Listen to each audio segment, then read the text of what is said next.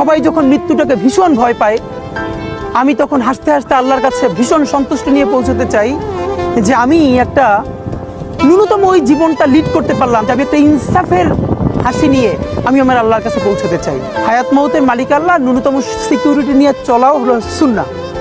হেদায়েত মূলত আল্লাহর হাতে, পরিবর্তন মূলত কার হাতে? আল্লাহর হাতে। এটা নবীজিকে আল্লাহ আগে বলে রাখছে, বন্ধু দাওয়াত দিবেন আপনি, লোক নিমু আমি। আল্লাহর দিকে যে ডাকে তার কোনো ঘর হয় না, উম্মতের দুয়ারই তার ঘর, তার কোনো হিসাব কিতাব নাই। হ্যাঁ, এই জন্য ভাইয়া পরিবর্তন তো আল্লাহ করবে, হেদায়েত তো আল্লাহ দিবে, আল্লাহ দিবে। فإن الله يضل من يشاء ويهدي من يشاء ولا